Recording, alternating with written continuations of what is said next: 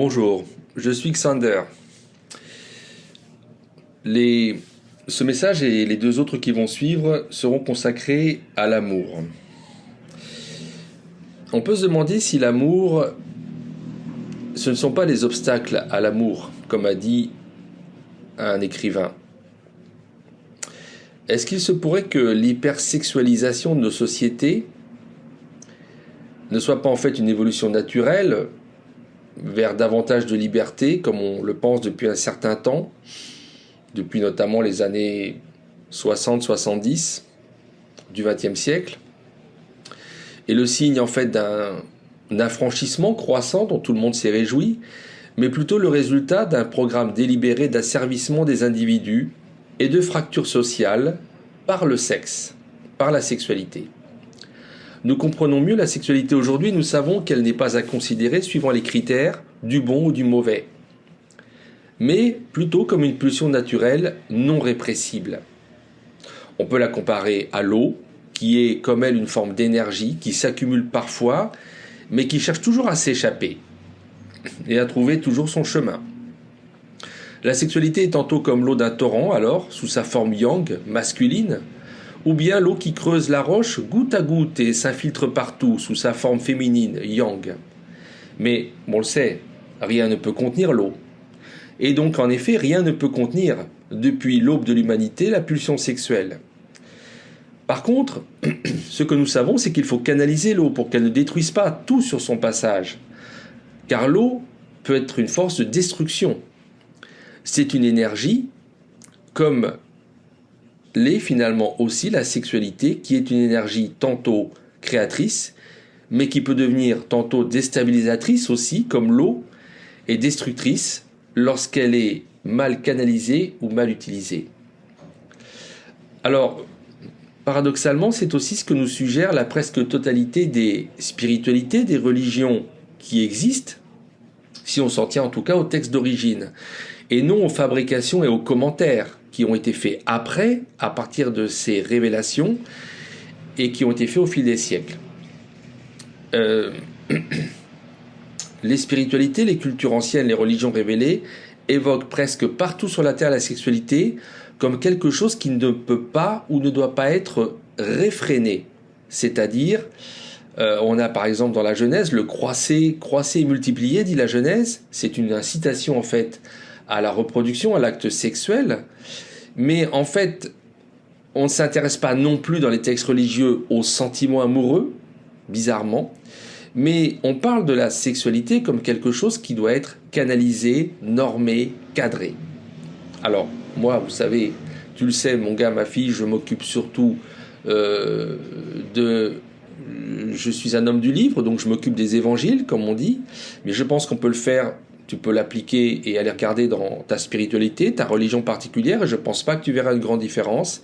Mais si on s'en tient à ces 4 textes, qui sont pour moi les textes sur lesquels on doit toujours essayer auxquels on doit se référer, qui sont la pierre de touche, donc, si on s'en tient à ce texte, et non pas les constructions qui ont été faites à partir de cela, parce que c'est là qu'on a le message de Jésus. On l'a pas. Ensuite, on a des constructions qui ont été faites à partir de ça, qui sont assez élaborées, mais qu'on peut quelquefois qualifier, d'une certaine mesure de sectaires. Dans les évangiles, on ne voit pas, on nous dit pas qu'il faut couper. On va dire oblitérer, castrer, détruire la force de la sexualité, la force de l'amour, on va dire, mais qu'il faut simplement y mettre des cadres afin qu'elle soit bien orientée, qu'elle vienne régénérer la totalité des individus et de la société. Donc la sexualité, tu le sais, correspond à notre chakra sacré qui est aussi le chakra de la créativité. Et cela, en fait, que ce soit à travers l'hindouisme, qui nous parle des chakras, ou que ce soit de façon plus diffuse, nos prédécesseurs, les anciens, l'avaient compris. Tuer le sexe, c'est en fait tuer la vie. Et nos parents, arrière-grands-parents le savaient. Et si on veut bien exactement étudier ce que dit Jésus, par exemple, sur la sexualité, on découvre une chose, c'est qu'il en parle extrêmement peu. Alors qu'on a l'impression, lorsqu'on découvre le christianisme, que ce soit dans un cadre familial, parce qu'il vous est inculqué, ou bien de l'extérieur, comme ça a été mon cas, on a l'impression que le christianisme, par exemple, a été un vaste puritanisme sexuel, avec une sorte d'obsession presque hystérique sur le fait sexuel, et la volonté de le réprouver comme quelque chose de sale, d'impur. En fait, quand on regarde bien, c'est une construction tardive qui vient des pères de l'Église, et notamment qui s'est faite à partir de l'apôtre Paul, qui est en vérité, c'est sur ces textes, sur les textes de l'apôtre Paul, que s'est construit 90% du christianisme, et sur d'autres théologiens comme saint Augustin ou des prêtres et hommes d'Église qui sont venus après. Je pense que si on se permet de faire des études analogues dans d'autres spiritualités ou religions révélées, je pense à l'islam, on va découvrir des choses à peu près analogues. C'est-à-dire qu'on a un texte initial et on a ensuite des commentaires. On a encore des commentaires qui vont aller dans un certain sens. Mais je m'en tiens simplement, moi, à ce que je connais, à savoir que là, et dans le message, si on s'en tient très scrupuleusement aux paroles et aux actes de Jésus de Nazareth, on s'aperçoit qu'il insiste beaucoup d'abord sur la notion de cadre. C'est pourquoi on va le voir s'attacher de façon très nette au fait de ne pas répudier pour un homme sa femme. Et il va critiquer très violemment le divorce comme étant une forme d'adultère. Il va notamment évoquer le fait que Moïse a donné cette liberté parce qu'en fait Dieu l'a concédé parce que le peuple juif en fait avait une sorte de cœur qui était dur, le cœur dur. Et donc pour lui c'est une forme d'adultère que le fait de répudier sa femme sans raison valable. Nulle part on le voit exiger le célibat pour les individus. Il précise que le célibat peut découler par exemple d'une infirmité ou d'un choix personnel, ou encore du fait de vouloir se consacrer entièrement à la spiritualité. Ce qui est intéressant, c'est qu'il pose le rapport à la sexualité en termes médicaux, en termes de choix, ce qui prouve finalement sa modernité. Et le fait qu'il respecte quelque part une approche quasiment scientifique.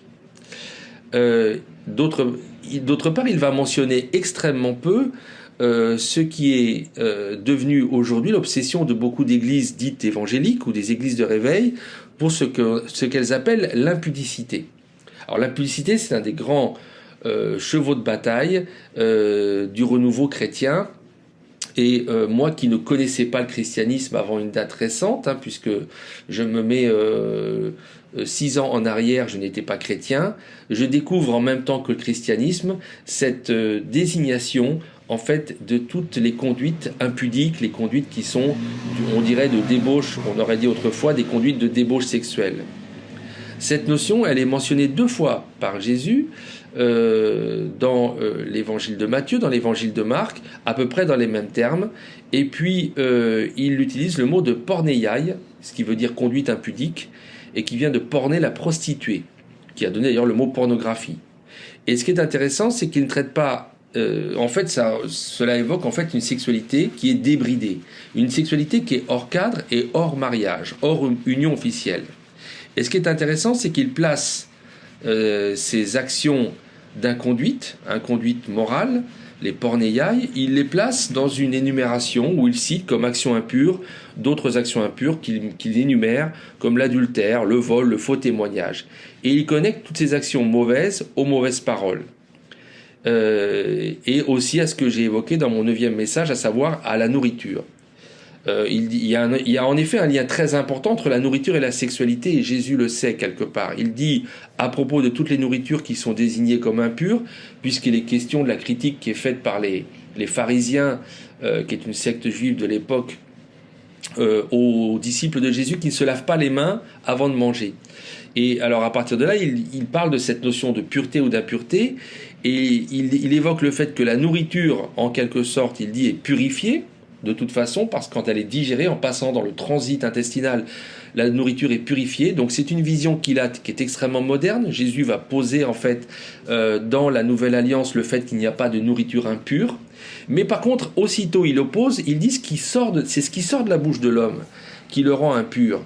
Et il enchaîne avec une liste de comportements immoraux où il place les pornéiailles, l'impudicité dans cette longue liste, mais sans y attacher une distinction, une importance particulière par rapport aux autres actions ou paroles de l'homme qui le rendent impur. De même, on le voit aussi prendre position à propos de la femme adultère qui va être lapidée et dont au fond il obtient le salut parce que finalement il va sauver cette femme, elle va être mise à mort, suivant la loi juive de l'époque, à coups de pierre. Le caillassage, on va dire. Là, tu vois que mon gars, ma fille, à l'époque, ils y allaient pas de main morte. Elle avait été surprise en flagrant délit d'adultère et il était question de la tuer à coups de pierre. Et là, il va dire que celui qui n'a jamais péché lui lance la première pierre et tous les hommes lâchent leurs pierres les uns après les autres et s'en vont.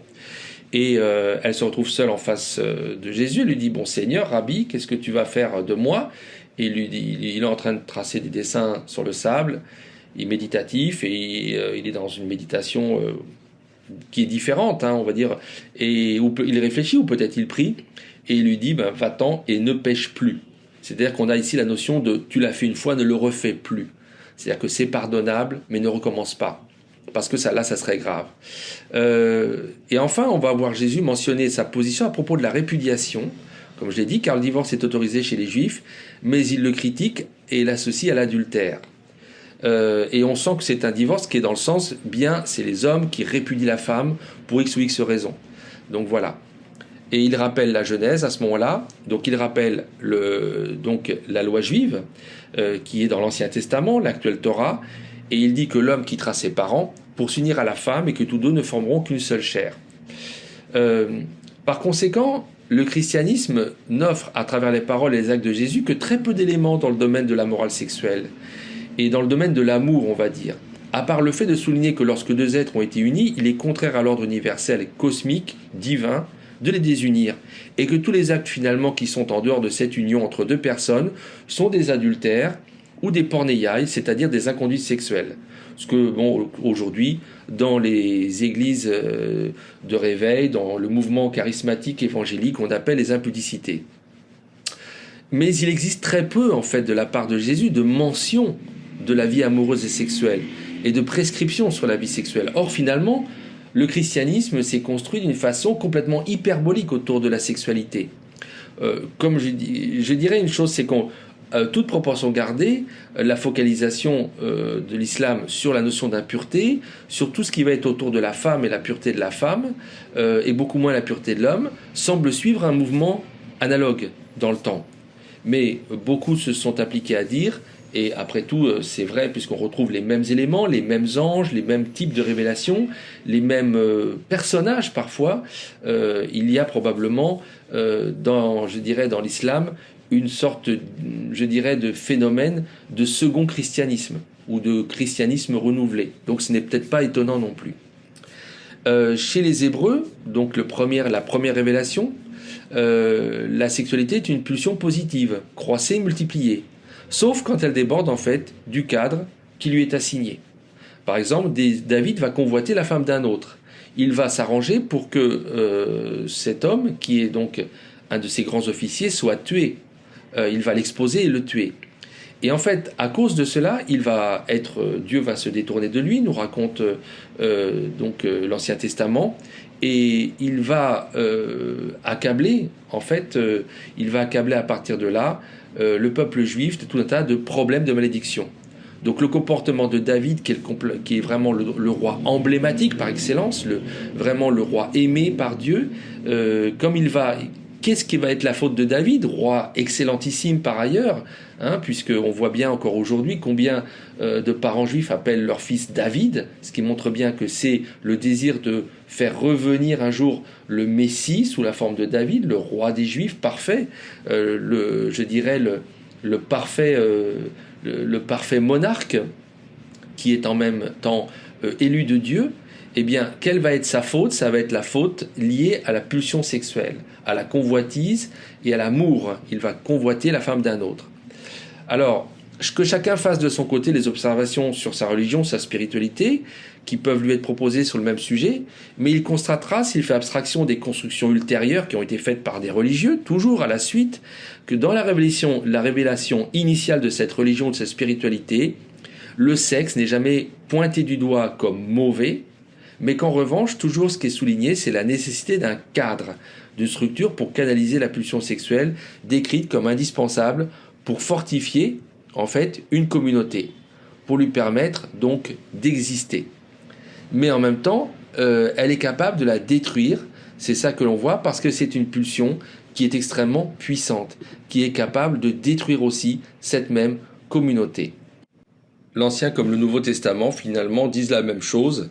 L'amour, la sexualité a surtout besoin d'un cadre. Hors de ce cadre, la destruction est possible. Quel est le problème que nous avons? Je pense un des problèmes les plus graves actuellement sur la sexualité, c'est que pourquoi on perd le goût de l'amour? Parce que l'amour, c'est l'érotisme. C'est qu'il y a la disparition de toute forme de cadre. Allez-y, c'est l'orgie générale, baisez à plus va et faites tout ce que vous voulez. D'accord, mais c'est bizarre, au bout d'un moment, ça n'a plus de goût. Ah merde, c'est con, hein? C'est qu'au bout d'un moment, j'en ai plus envie, ou j'ai tellement essayé de trucs que ça me fait plus rien du tout. On va en reparler. Mais il y a aussi un problème, c'est que la structure, elle est aussi temporelle. C'est qu'il faut une question de maturité. Donc, tes organes, il faut qu'ils soient mûrs. La sexualité ne concerne pas les enfants. Et ça, c'est très important. L'enfance n'est pas concernée par la sexualité. On parle beaucoup de pédophilie dans un monde où on a l'impression que la pédophilie, on la découvre. Elle a toujours existé, la pédophilie. Et c'est un crime.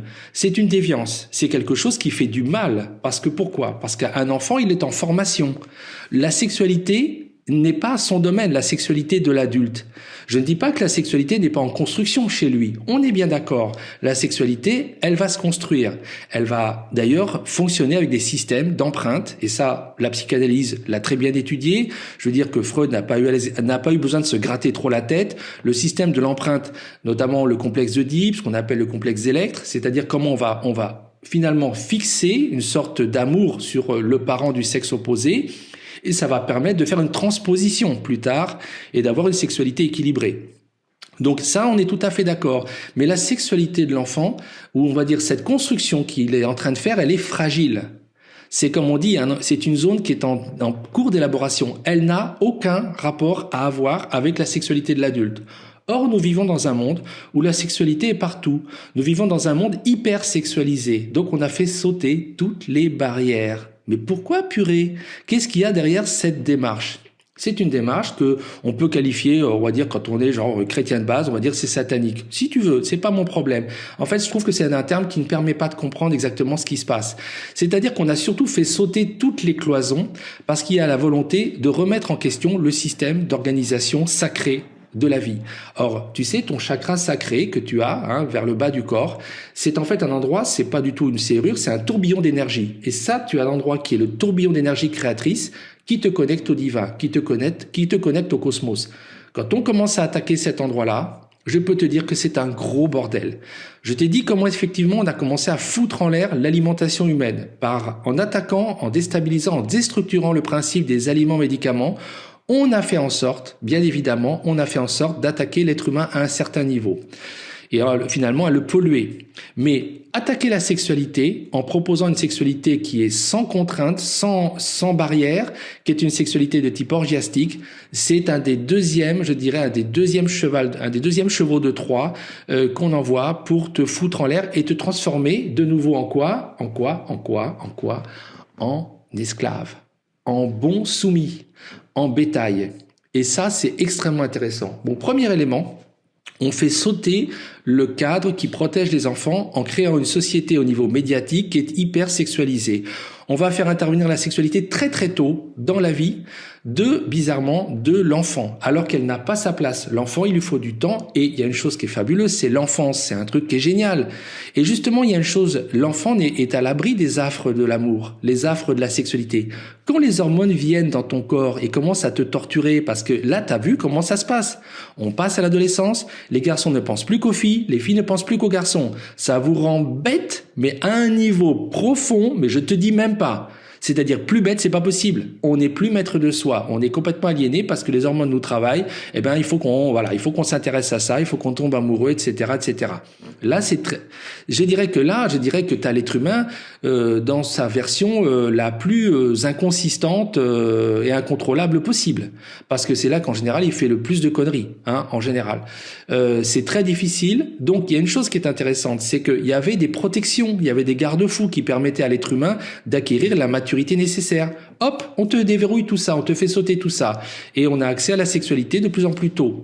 Donc ça, c'est quelque chose, on te fout en l'air l'enfance. L'enfance, ça n'a plus le droit d'exister. Qu'est-ce que c'est que l'enfance? C'est un espace, justement, privilégié où l'être humain, il va pouvoir apprendre plein de choses, expérimenter, jouer, mais il va pas être sous cette espèce de marteau-piqueur, je dirais, de la sexualité, qui quelque part, soumet l'homme à la femme, mais soumet aussi la femme à l'homme. Hein, mesdames, je te dis, tiens, je te dis, ma fille, si toi tu m'écoutes, s'il y a un truc qui rend les femmes esclaves des hommes, c'est bien ça. Parce qu'on te le dit dans la Bible. Et la femme, d'ailleurs, sera soumise à l'homme. C'est-à-dire qu'elle ira vers l'homme, elle aura besoin de l'homme. On te montre cette espèce de soumission de la femme par la sexualité. Il n'y a pas que les hommes qui sont soumis à la femme. C'est-à-dire que c'est une double soumission. Mais je pense que sur les femmes, l'attaque, elle est beaucoup plus vicieuse de nos jours qu'elle n'a jamais été. Et là où on présente les choses comme une libération, le féminisme, etc., c'est en fait une façon de bien asservir la femme et de bien la dévaloriser. On va y revenir un peu plus loin. Donc, premier élément, il faudrait revenir quelque part à une structure qui protège les enfants. C'est-à-dire que nous n'avons pas à avoir une société médiatique qui présente autant une sexualisation. Alors aujourd'hui, on va te montrer effectivement des gens qui ont des rapports amoureux. Alors parce que c'est la nouvelle, c'est le nouveau mot d'ordre LGBT, donc ça va être homosexuel. Mais que ce soit homosexuel ou hétérosexuel, ce n'est pas le problème. C'est que la sexualité n'a pas à être présentée sous les yeux des enfants. D'ailleurs, les parents doivent aussi comprendre que le côté impudique, le fait d'exposer leur corps, n'est pas bon pour les enfants. Il y a une grande loi de la solidité, de la transposition de l'empreinte sexuelle, ce fameux complexe d'Oedipe, ce fameux complexe d'Électre. C'est que il faut à la fois, l'amour sera d'autant plus ancré pour le sexe qui est opposé, en l'occurrence, que, je dirais, il y aura quelque chose de lointain. C'est-à-dire que si effectivement un père expose sa sexualité, ses organes sexuels devant sa fille, il va y avoir le blocage du tabou de l'inceste, et je dirais que ça va créer un dégoût, ça va au contraire empêcher l'identification. Pareil pour une femme, la maman par rapport au petit garçon. Il y a une nécessaire pudeur des parents, et ça c'est pas quelque chose, tous ces gens qui sont pour l'amour libre, le naturisme, on voit ce que ça donne. Ça donne ensuite des bons clients, les enfants en question, des bons clients pour les psys. Donc non, si vous voulez être quelqu'un de sain dans le monde d'avant, on ne voyait pas les organes sexuels de nos parents. Mais ça permettait d'avoir ensuite une sexualité. Quand on découvrait la sexualité, c'était un mystère. Je peux vous dire que c'était puissant. C'est comme je vous disais, quand on a faim. Quand on a faim, la nourriture qu'on mange, on a bien faim. Dans le monde où nous vivons, donc maintenant on va quitter le domaine des enfants et on va élargir dans le monde où nous vivons, tout est hyper sexualisé. On voit tout est présenté, il y a du sexe tout le temps. Mais le problème qu'on ne sait pas, c'est que l'amour, la sexualité, c'est que ça repose sur une mécanique qui est très subtile. C'est que le sexe, votre organe sexuel, il est pas en bas. Votre organe sexuel, il est en haut. C'est votre cerveau. D'accord? Donc si vous commencez effectivement à hyper sexualiser tout, il y a du sexe partout, et c'est le problème de la pornographie qui est en libre accès sur Internet, c'est que ça va enlever le désir, ça va l'émousser. C'est comme le fait d'avoir plein de partenaires. Vous enlevez tous les éléments de cadre, le sexe, il a besoin, demandez à n'importe quelle femme qui s'y connaît. Vous lui dites, bon, tu montres ta poitrine, d'accord? Bon, on voit la poitrine. Ah oui? Un être humain tout nu, ce n'est pas sexy. Si vous voyez un être humain tout nu, complètement nu, homme ou femme, la plupart, 95%, ils sont pas beaux. C'est pas sexy, c'est pas joli. Et par contre, ce qui va être intéressant, qu'est-ce que c'est que l'érotisme? C'est dans la dissimulation, c'est la suggestion. Donc au contraire, la poitrine, vous pouvez la montrer, bon, on l'a vu, d'accord, ok, bon, d'accord, très intéressant, on passe à autre chose. Et puis ça fait rien. Par contre, et ça c'est ce que vous voyez dans les camps de naturistes, les gens qui ont envie de faire le nudisme, au bout d'un moment ils se regardent, ils s'en foutent. Ça n'a aucun intérêt, c'est même pas excitant. Par contre, ce qui va être intéressant, c'est que comme tout se passe dans votre tête, on va dire à 99,5%, le reste c'est des hormones qui font le boulot, je vais vous dire, c'est là qu'il faut travailler. Donc vous allez cacher le sein, cacher ce sein que je ne saurais voir. Ça veut dire qu'on montre un petit peu du nichon, tu vois. C'est ça, on montre un petit peu du nichon, mais on n'en montre pas trop. Et du coup, c'est ça qui va provoquer le désir.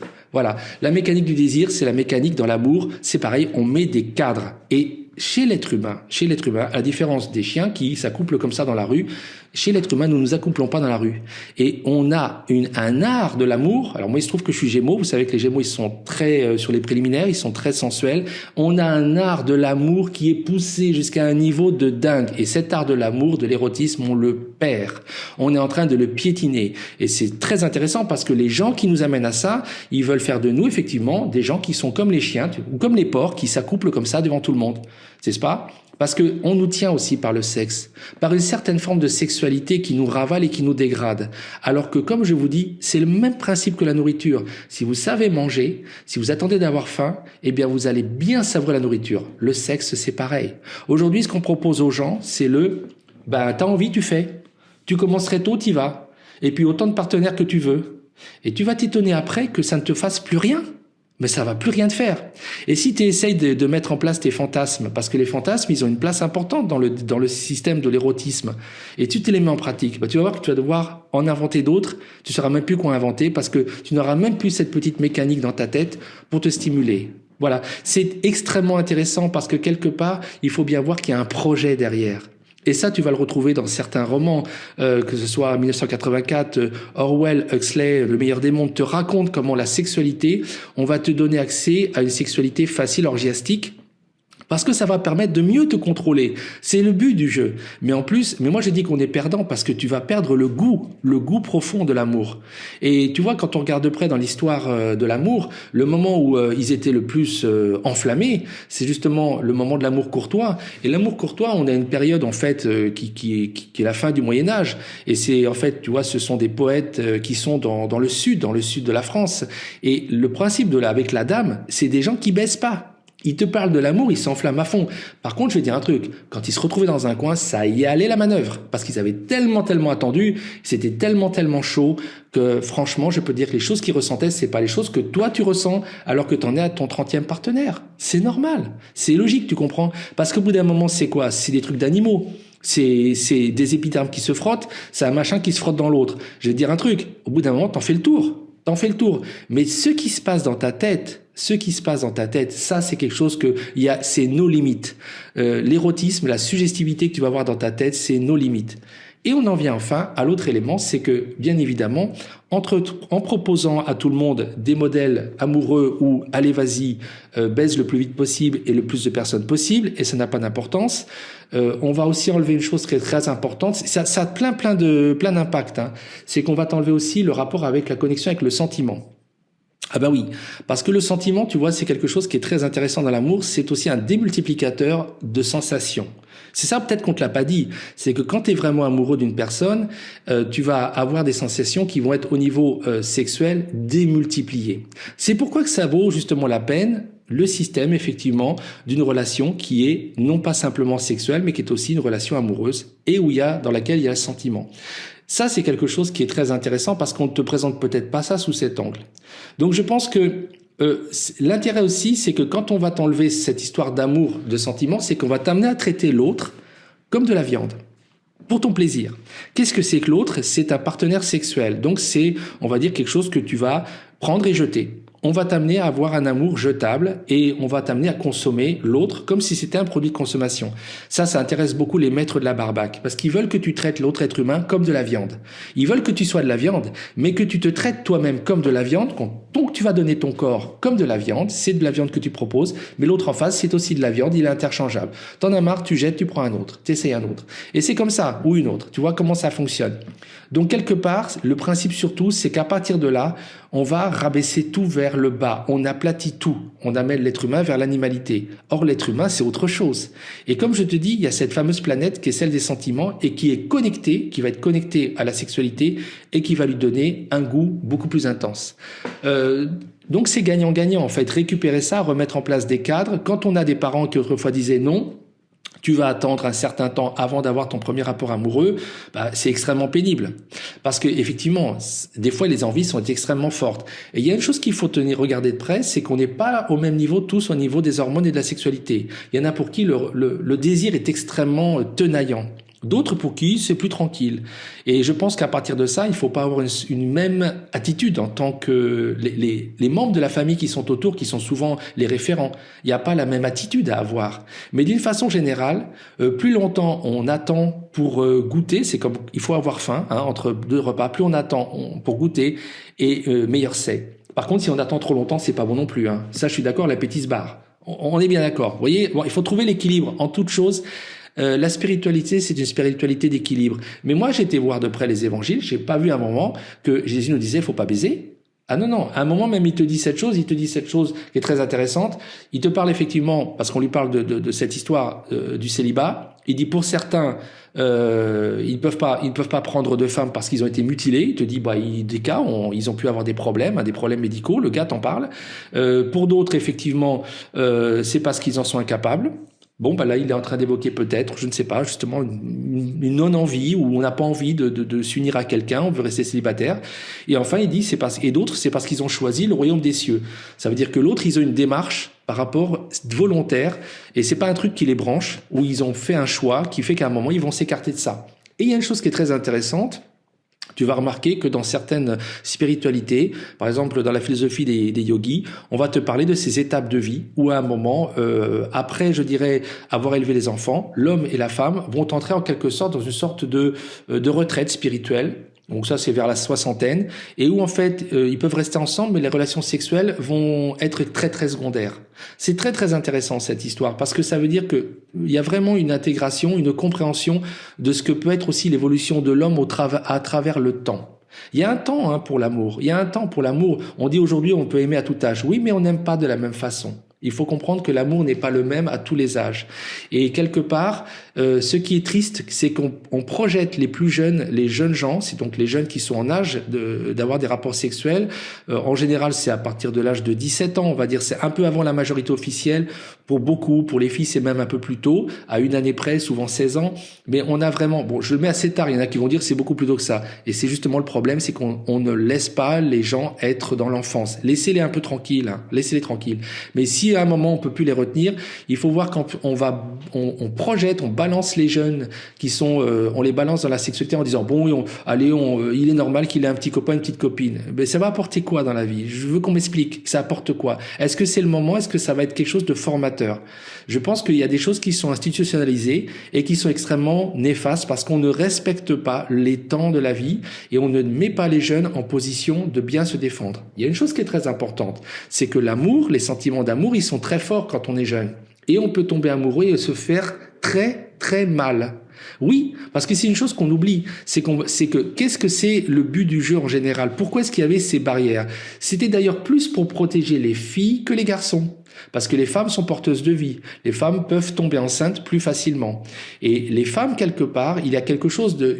Vous savez, nous ne venons pas sur le plan de sexualité au même niveau. On est hommes et femmes, on n'est pas pareil.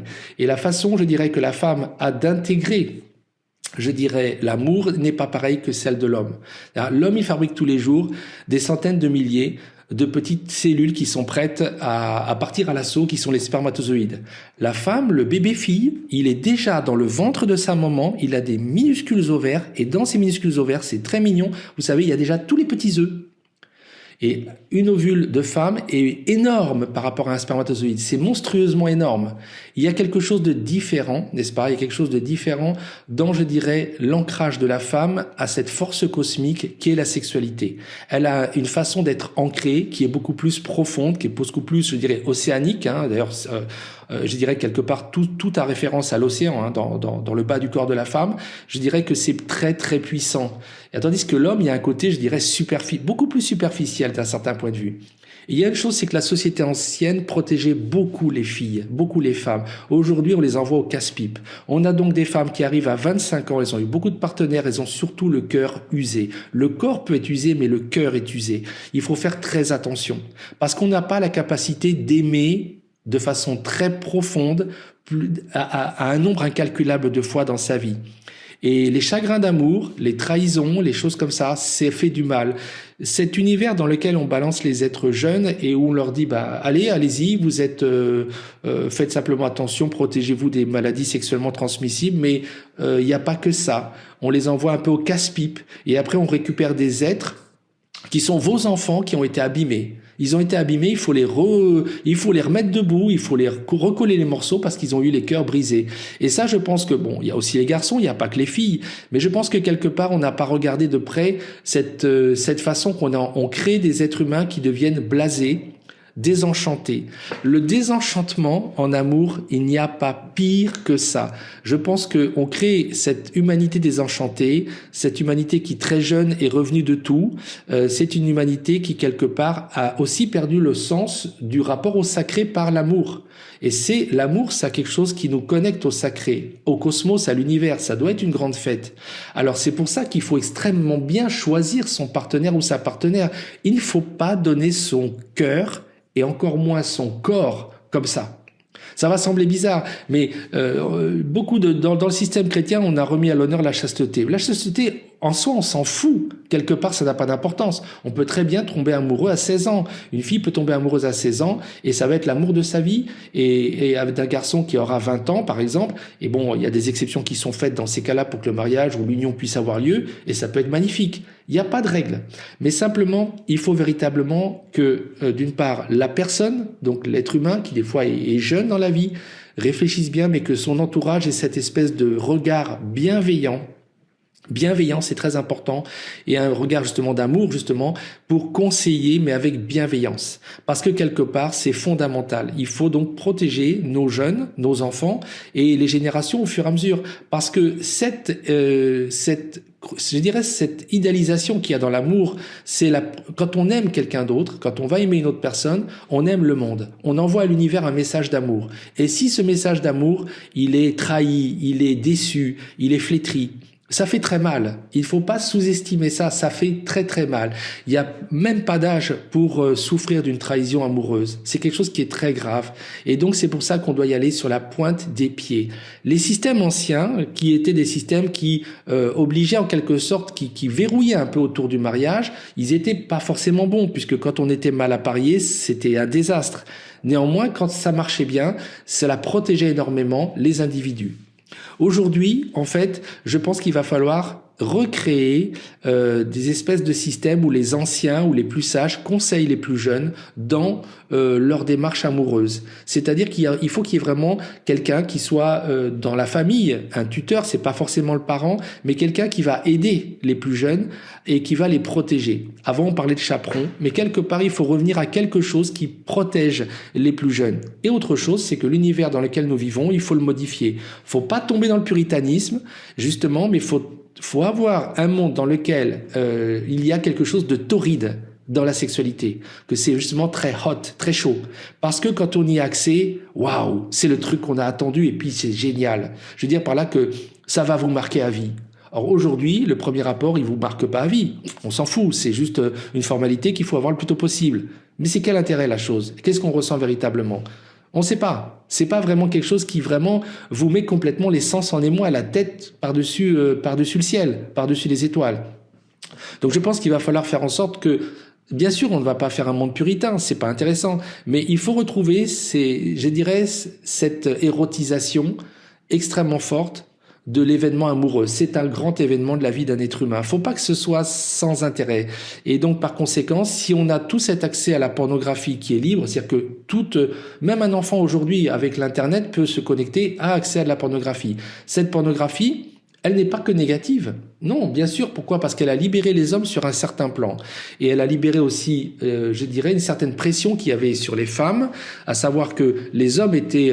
la prostitution, notamment féminine, qui est aussi masculine, a existé beaucoup parce qu'il y avait une pression, je dirais, il y a une pression qui est du côté masculin très forte, et que, je dirais, comme il n'y a pas la satisfaction de cette pression, la prostitution a toujours existé à partir de là pour répondre à une demande. Elle est entrée, il y a toujours une demande et ça a répondu à cette demande. Donc ça, c'est un phénomène qui est vrai. Quelque part, la pornographie permet de fluidifier ou d'atténuer peut-être. Mais quelque part, il faudrait que l'accès à cette pornographie ne puisse pas être aussi facile. Et en tout cas, il y a aussi tous les dérives qu'il y a, c'est-à-dire l'addiction à la pornographie qui émousse de toute façon le désir amoureux. La pornographie va banaliser la sexualité, elle va donner quelque part une espèce d'approche qui est fade au bout d'un moment. Et puis il y a toutes les personnes qui deviennent addictives, plus les hommes que les femmes dans ce domaine, et qui vont finalement perdre le contact avec la réalité. C'est-à-dire qu'il y a effectivement beaucoup de couples où les hommes vont aller sur cette pornographie virtuelle et ils vont se détourner de leur femme qui est là et qui est désirable. Ils ne vont pas regarder effectivement, et quelque part ça a un effet qui est extrêmement toxique. Donc ça, c'est un problème qui existe et qui est une dérive.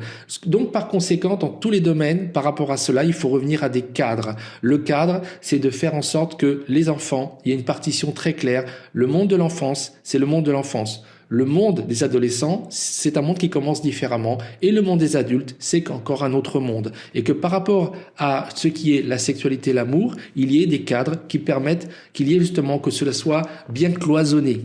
Qu'il n'y ait pas, comme actuellement, cet accès direct, libre, où on projette les gens dedans, où on projette même des enfants dedans, et qui même visuellement, ils ont accès à ça. Et ça, c'est un véritable problème. Et avoir une société qui est moins sexualisée, parce que cette sexualisation, elle a un intérêt au bout du compte. Parce que, allons chercher un petit peu qu'est-ce qui est en train, quel est l'enjeu de ceux qui sont derrière tout cela. Bien sûr, c'est faire de l'argent quelque part, mais c'est aussi que quand quelqu'un, il est, je dirais, il est dans une logique, on va dire, multipartenariale, dans une logique de la sexualité consumériste. Il y a une chose qui est mise en danger. Eh bien, c'est très simple, c'est la cellule familiale. Et là, il faut revenir à ce que nous sommes à la base. Et ce que nous sommes à la base, c'est que nous sommes par nos origines, des primates. Nous sommes des primates supérieurs. Et il y a une chose, c'est que, vous savez que dans le domaine du vivant, par exemple, les animaux qui balancent leurs œufs dans l'océan ou qui laissent leurs œufs à l'abandon, eh bien, on a une perte énorme. C'est pas pour rien que les poissons vont vous balancer 1 million d'œufs, parce que sur le 1 million, il va en rester peut-être 2-3 qui vont survivre.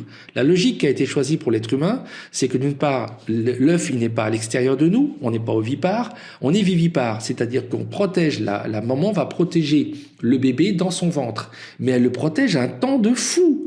C'est-à-dire que le temps de la gestation humaine, il est long, 9 mois. 9 mois pendant lequel la maman est quand même, peut être embarrassée et sur la fin peut être largement vulnérable. D'où la nécessité d'être en couple. C'est-à-dire qu'il y ait un autre élément, l'homme, qui va pendant ce temps-là protéger la femme et qui va aussi pouvoir aller chercher la nourriture et compenser. Le système du duo homme-femme, c'est d'abord un duo qui est un duo de boulot. C'est-à-dire c'est un partenariat pour bosser, orienté vers les bébés. C'est-à-dire que le vivant, quand même, nous programme, Dieu nous a programmé, ou la nature, si tu veux, pour pouvoir transmettre la vie et pour pouvoir la transmettre avec efficacité. C'est-à-dire qu'il faut protéger ce qui est le plus précieux à ce moment-là, c'est ce qu'il y a dans le ventre de la femme. Donc c'est bien fichu. Et ensuite, quand le bébé il sort, alors là, c'est le bordel total. Parce que t'as pas vu ce que c'est qu'un bébé humain. Mais c'est absolument, je dirais, incapable de se débrouiller tout seul. Il n'y a pas plus nul qu'un bébé. Mais un bébé, il s'en sort pas. Je trouve que les bébés, je ne sais pas ce que vous en pensez, mais les bébés, ils sont assez nuls pour ce qui est de se démerder tout seuls. Ils sont incapables, par exemple, de se faire un café, de se commander, par exemple, un truc sur Internet à bouffer. Rien. Le bébé, zéro. Sans toi, le bébé, il s'en sort pas. Et en plus, même, il fait caca tout seul sous lui. Il ne s'occupe de rien. T'as compris comme c'est vraiment la merde. Le bébé, c'est que quand tu te prends un bébé, il sort, t'en as pour un bail. Mon gars, ma fille, t'en as pour un bail à t'occuper de ça. Parce que c'est pas du tout autonome. Donc, qu'est-ce qu'il y a? C'est que dans le vivant, l'espèce humaine, on te fabrique toi.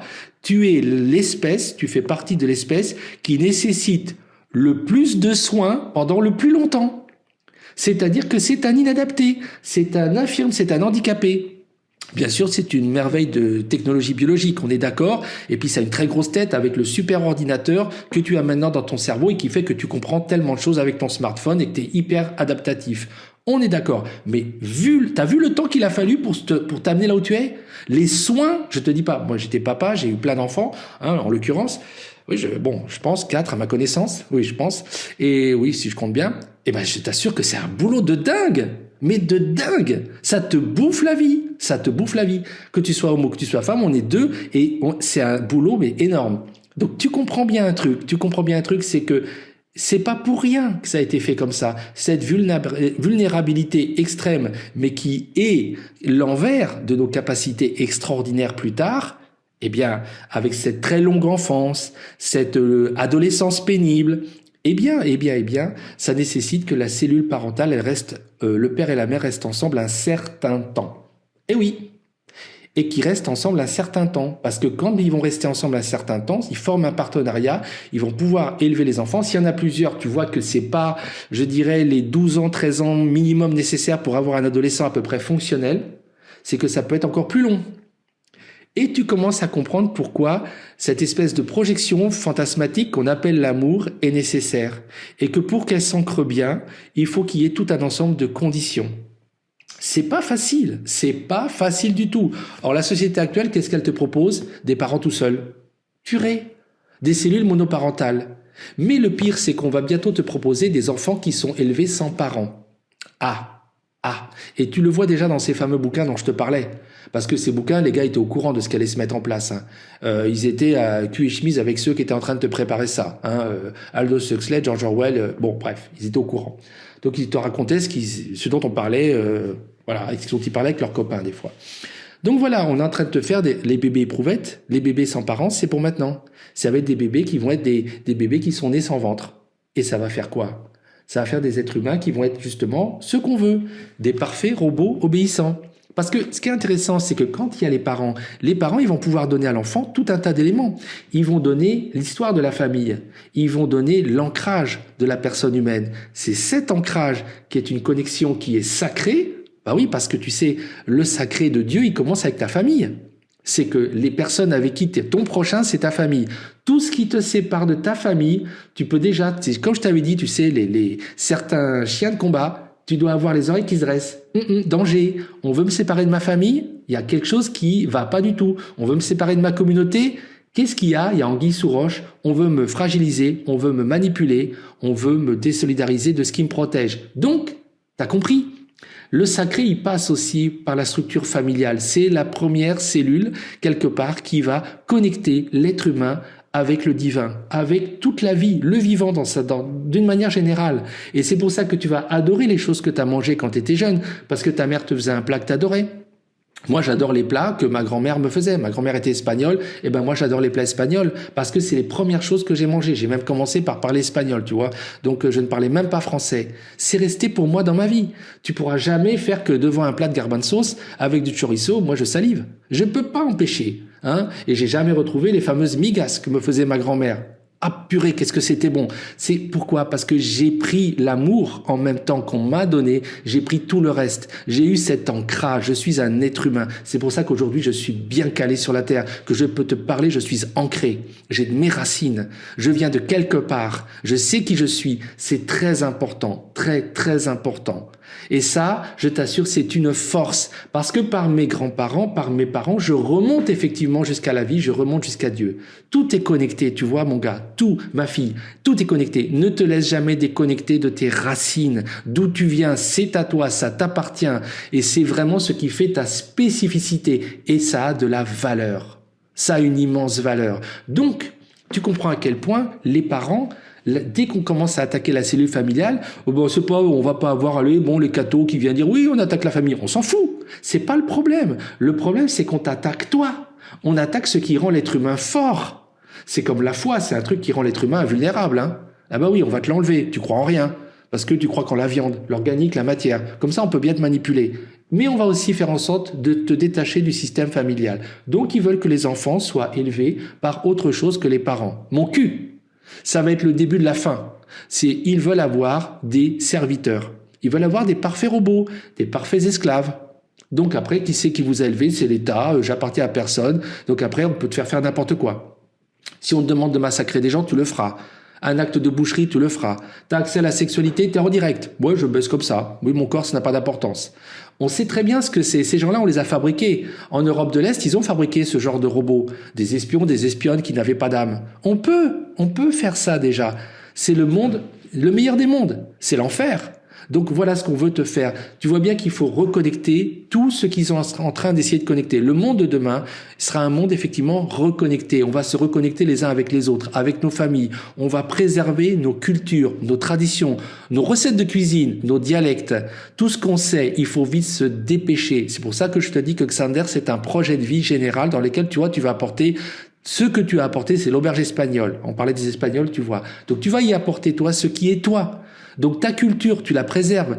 Ce que te disait ta grand-mère, qui pouvait être par exemple tunisienne, qui pouvait être par exemple swahili, qui pouvait être n'importe quel endroit du monde, qui pouvait être tupi-guarani, tu vas noter tout ça, parce que tout ça, c'est tes racines et c'est un trésor de l'humanité. Et c'est ce qui nous connecte profondément à notre terre, à l'endroit où nous vivons. On est comme des fruits de saison, on vient d'un endroit sur la terre et c'est très très très important. Et ce qu'on veut faire, c'est une humanité standardisée de robots obéissants. Ils veulent juste, ces gens-là, certaines personnes, veulent juste des esclaves. Et donc, je te dis que là, ça passe par aussi le sexe. Parce que le sexe, c'est cette petite tourbillon cosmique, c'est cette petite étoile que tu as qui est connectée à toutes les étoiles de l'univers.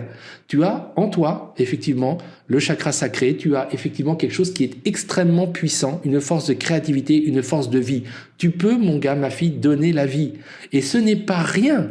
Parce que tu ne vas pas faire que simplement un enfant, ça se fait en très peu de temps, en quelques instants, quelques minutes. C'est rapide, hein, n'est-ce pas? Et puis ceux qui me disent que bon, on peut faire ça plus longtemps, oui, mais en vérité, tu sais très bien que c'est en très peu de temps. Hein, la vérité, elle est là. L'enfant, le moment de l'éjaculation, après, le spermatozoïde qui arrive jusqu'à l'ovule, ça prend très peu de temps d'être enceinte. C'est rapide. Donc après, l'enfant, ça se fait facilement. C'est le truc le plus facile à faire. Il n'y a pas besoin qu'on vous l'apprenne à faire. Instinctivement, on sait comment le faire. Mais après, c'est un enjeu énorme. C'est un truc énorme parce que tu vas pas faire que avoir un enfant qui est toi. Si tu crois que l'enfant c'est toi, tu te gourres. C'est pas la question. C'est ce que tu vas lui apprendre qui va faire qu'il est quelqu'un. Mais il va être quelqu'un de différent. Il n'est ni toi ni ta femme. Il n'est ni toi ni ton mari ou ton compagnon ou ta compagne. Et ou toi-même. C'est pas ça. C'est que ça va être un être humain, une création que tu vas faire. Et tu vas lui donner quelque chose, tu vas lui donner de l'amour inconditionnel. Il n'y a aucun intérêt à élever quelque chose qui est aussi braillard, aussi pénible et qui prend autant de soins à s'occuper. Pourquoi tu le fais? Ben, tu le fais parce que tu es en train de faire un truc génial, tu es en train de faire exactement comme Dieu a fait avec toi. Il te donne de l'amour sans aucun... Il attend rien en échange. Rien. Tu n'attends rien à la base de tes enfants. Tu donnes, tu donnes, tu donnes. C'est désintéressé. C'est une des plus belles choses qu'il y ait au monde. Mais tu vas aussi faire une création. Tu vas lui transmettre un ensemble de choses. Tu vas lui donner de l'amour et tu vas aussi lui transmettre tout un ensemble de choses qui le connectent à toi, qui le connectent à l'humanité et qui le connectent à la nature et au divin. C'est génial. Donc tu vois à quel point tout ça, ça a une valeur profonde. C'est pourquoi quand tu utilises ton corps pour un rapport qui est juste un rapport sexuel, tu peux, c'est un jeu, d'accord? Mais tu ne traites pas ton corps comme un temple. Or, ton corps, c'est un temple. C'est un endroit, c'est comme une étoile, c'est comme le soleil. Tu as des capacités de création avec ça. Et c'est des créations qui sont cosmiques, qui sont divines. Mais toi, non, tu vas dire simplement, je baise. Ben non. Et tu vas voir que ta capacité d'amour, tu vas l'user. Parce que c'est pareil, tu passes à côté de quelque chose. Tout est possible pour un être humain. C'est ce que Dieu nous fait comprendre. Je vous laisse le libre arbitre. Tu peux faire de ton corps ce que tu veux. Fais ce que tu veux. Mais il faut savoir qu'après, il y a des conséquences. C'est des choix que tu fais.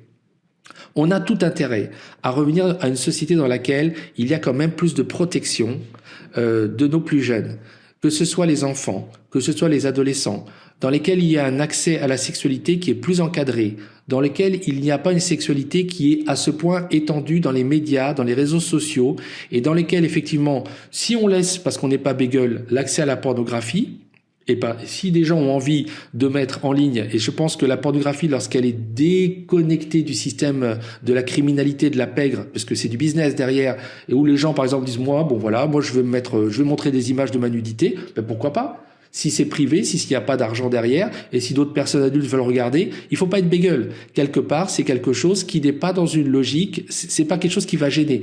N'oublions jamais que la vie amoureuse, la vie sexuelle, ça ne dépend que de chacun. C'est pas quelque chose où l'État ou les autres ont leur mot à dire. Tant que c'est entre adultes, tant que ça ne fait pas de mal aux personnes, on n'a pas son mot à dire. Ça regarde la personne. Et je vais vous dire une chose, et je vais vous le dire très sincèrement, franchement, Dieu s'en fout.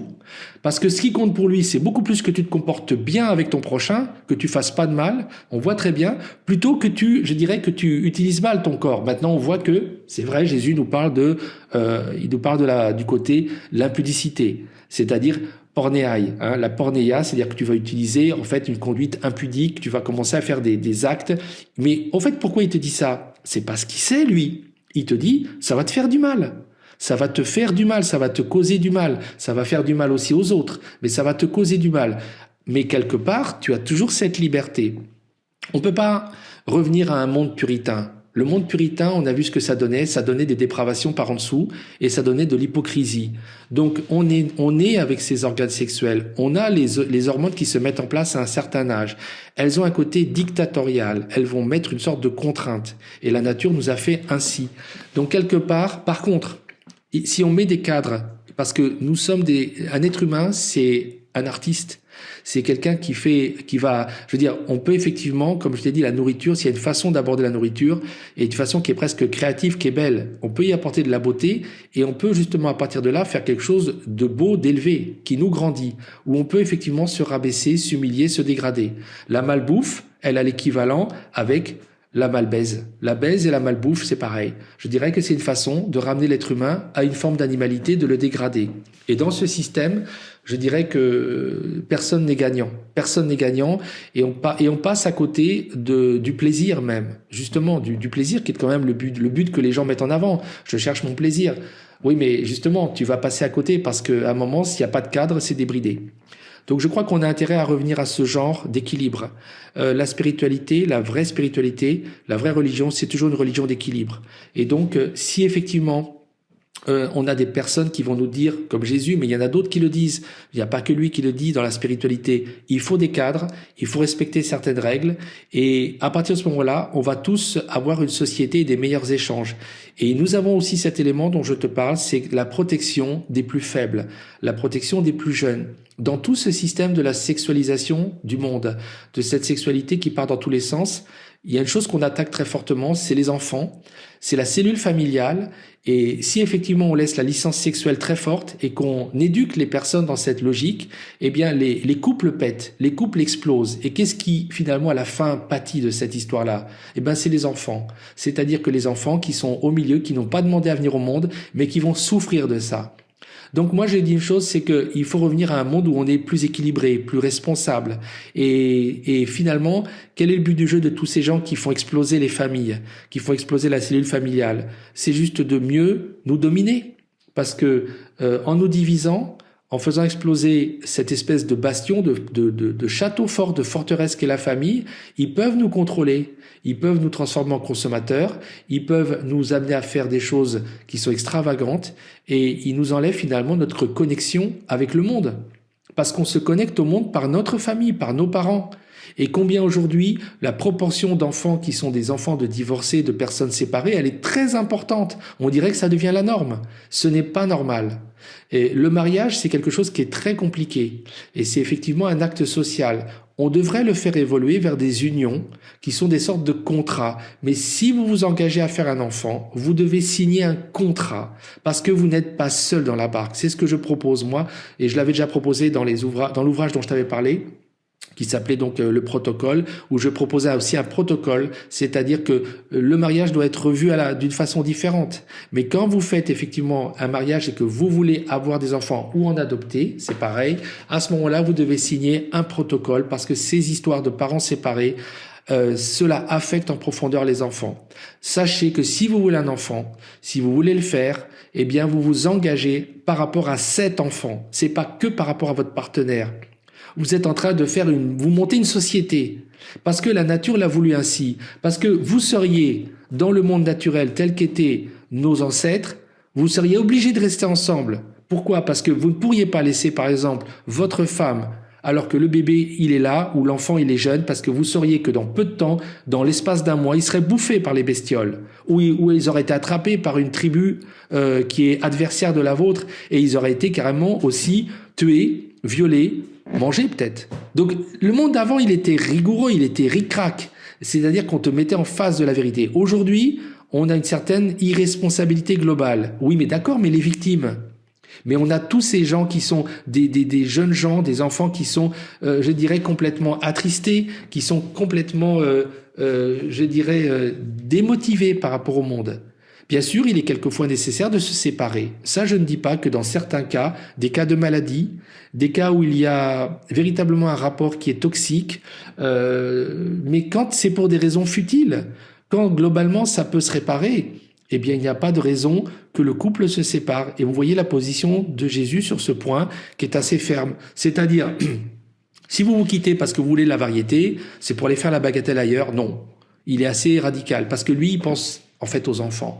Il pense à la structure et il vous ramène en fait à ce qui est équilibre dans la nature. Il vous dit une chose qui est extrêmement sensée et qui est scientifiquement prouvée.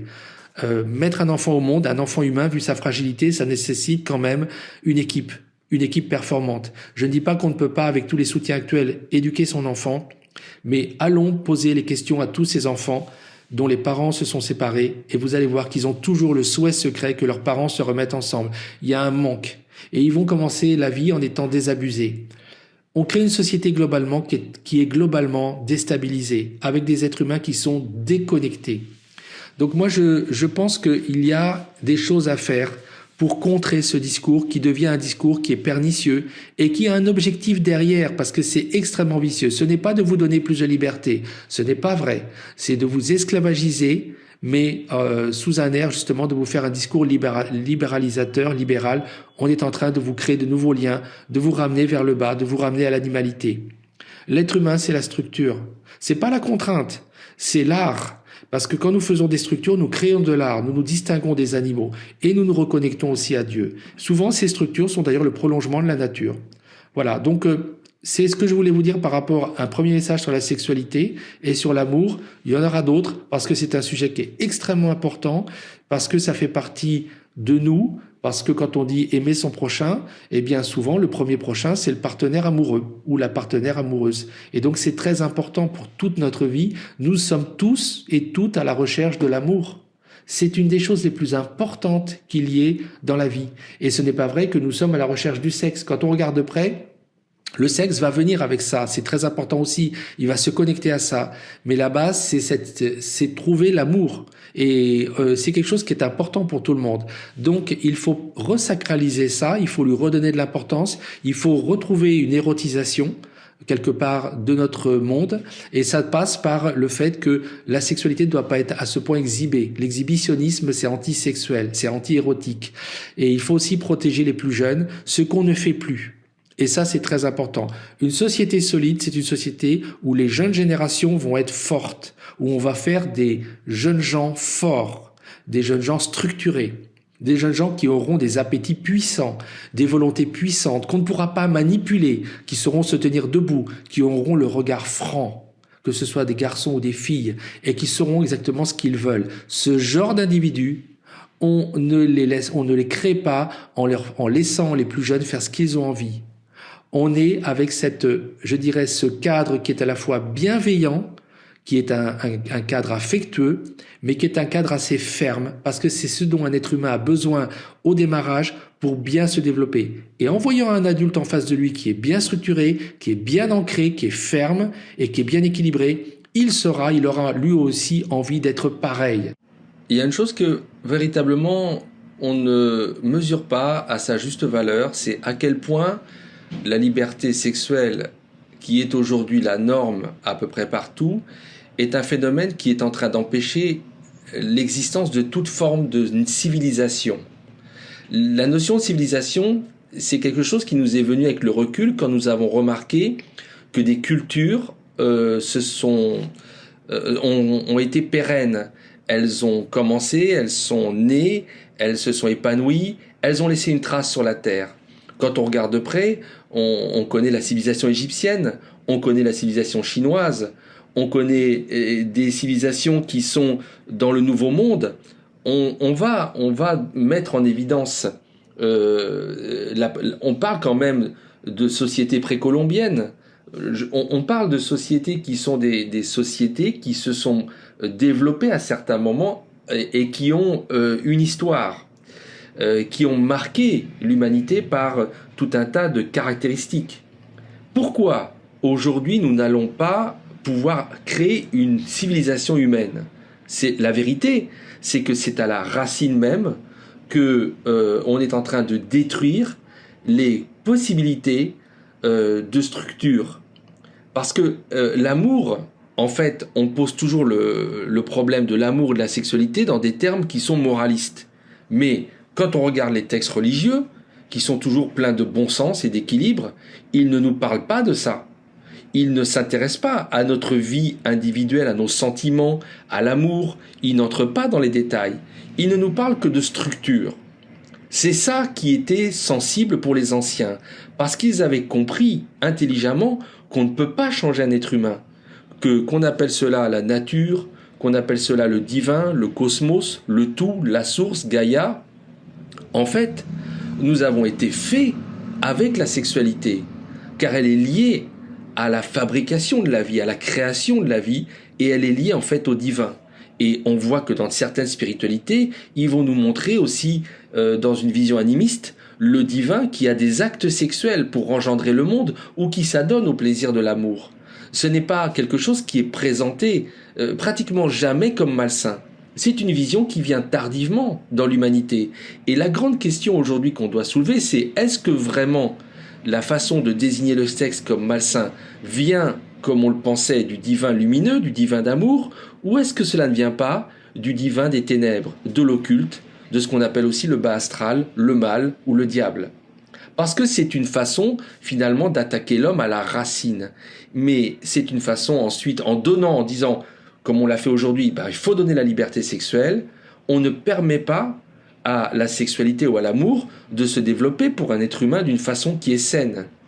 Un être humain a besoin de cadre. C'est une des créatures vivantes qui est la plus élaborée. Quand on voit certaines espèces d'oiseaux faire des parades amoureuses interminables, quand on voit l'importance de l'amour dans le règne animal et qui est codifié, on comprend que nous avons besoin aussi d'avoir dans ce domaine une superstructure. Je dirais même d'être encore au-dessus des animaux. Et c'est ça qui nous valorise. Aujourd'hui, en enlevant toute forme de cadre, en enlevant toute forme de structure, on est en train de saper les bases mêmes de l'humanité et de la possibilité de faire une civilisation moderne qui va laisser non seulement une empreinte, mais qui va durer. Il n'y a plus de vraie civilisation. Qu'est-ce qu'on peut faire? Il faut rétablir un cadre qui n'est pas un cadre avec le puritanisme sexuel, mais qui va donner à la pulsion de vie, qui est l'amour et la sexualité, une place qui va au contraire donner de la force aux sociétés humaines, qui va leur permettre de durer. Il faut sans doute remettre en place des systèmes d'initiation, d'ordalie, comme on disait autrefois, c'est-à-dire que, arrivé à un certain âge, le jeune qui a été quand même réfréné, quelque part, on l'a empêché d'avoir accès à la sexualité, et je pense qu'il faut revenir à cela pour permettre aux jeunes gens de développer d'autres qualités pendant la jeunesse. Eh bien, quand on passe à l'âge adulte, on va avoir une forme d'initiation, de reconnaissance par la collectivité de ce passage à l'état adulte. Et là, effectivement, il peut y avoir quelque chose qui ressemblerait à des rites ou à des fêtes initiatiques qui permettraient déjà aux jeunes gens, qui seraient des célébrations aussi de la pulsion de vie, la pulsion d'amour, de la pulsion du printemps, de la renaissance de la terre. C'est ce qu'on faisait aussi autrefois. Il y avait des fêtes dans le système païen qui existaient de ce type, mais aussi qui étaient des fêtes où les jeunes pouvaient se fréquenter, s'identifier, peut-être nouer des liens plus tendres. Et à ce moment-là, en même temps qu'ils étaient reconnus comme adultes, ils pouvaient aussi commencer à regarder l'autre d'un point de vue différent. Et quelque part, on va restructurer la relation amoureuse dans le cadre qui est celui aussi, mais ça gêne aujourd'hui, de la procréation. Parce que tout ce que l'on fait, autant il est tout à fait louable d'enlever cette chape de contrainte et de cruauté qui a pesé sur ceux qui ne veulent pas rentrer dans le cadre de l'hétérosexualité. Autant aujourd'hui, le discours inverse, qui veut forcer tout le monde à être dans l'homosexualité ou la bisexualité ou la polysexualité, n'est pas acceptable. Parce que quelque part, nous avons une structure corporelle, une structure physiologique, nous sommes genrés. Or, on voudrait aujourd'hui qu'il n'y ait plus de genre. Mais ça, c'est quelque chose qui va dans l'autre extrême et qui veut simplement saper, contredire une structure qui existe. Mais pour imposer quelque chose qui n'est pas plus sain que la stigmatisation qu'il y avait autrefois sur les homosexuels et l'impossibilité qu'ils avaient de vivre leur sexualité à visage découvert et à être épanouis. Une société qui est équilibrée ne va pas dans les extrêmes, comme nous le voyons aujourd'hui, où nous sommes passés d'un extrême à l'autre, et où, en fait, cette absence de limite, de structure et de cadre est en fait quelque chose qui détruit les bases, et comme je l'ai dit, les plus jeunes. Il y a sans doute des réflexions à faire, à mener, pour reconstruire quelque chose. Mais ce vers quoi nous allons est proprement déstabilisant et destructeur. Il ne faut pas enlever un cadre qui, pour les plus jeunes, les rassure, les conforte. Parce que avoir un père, une mère, et après on va peu importe que ce soit dans un cadre hétérosexuel ou homosexuel, mais avoir en fait quelque chose qui perdure et en fait voir des parents qui restent ensemble unis par l'amour un temps long, suffisamment long, et c'est très long au regard d'une vie humaine, que 15 ans minimum, et faire que dans cette période d'au moins 15 ans, 16 ans, 17 ans, le jeune lui-même reçoive bien le message que ce n'est pas le moment pour lui de la sexualité ni de l'amour, mais qu'il va bientôt arriver. Et quelque part, c'est vrai que c'est à ce moment-là, ça devient un grand événement. Tout cela va permettre, à mon avis, de retrouver des structures anciennes que nous avions, mais qui permettaient des sociétés fortes et durables. On parle beaucoup de développement durable, mais qu'est-ce qu'il en est de l'humanité ? Qu'est-ce qu'il en est de nos civilisations ? Qu'est-ce que nous allons faire aujourd'hui ? Dans quelle direction nous allons ? Probablement que nous n'allons nulle part. Mais la vérité, ce n'est pas parce que nous détruisons l'environnement. Ce n'est pas parce que nous avons des attitudes qui ne sont pas écologiques et que nous allons manquer de ressources. La vérité, c'est que nous allons mourir plus tôt que cela, de toute façon, par la manière que nous avons de ne pas canaliser cette magnifique pulsion de vie qui est la pulsion d'amour. Et que nous n'avons pas le courage aujourd'hui de redéfinir celle-ci comme sacrée et de lui donner un cadre où cette force va pouvoir vivifier tous les individus, tous les membres de la société et faire grandir cette société ou ces sociétés. Je propose cela à ta réflexion et je te donne rendez-vous pour le message suivant qui va de nouveau parler d'amour, de sexualité, de sentiments, mais sous un angle encore différent. Je te dis à très bientôt.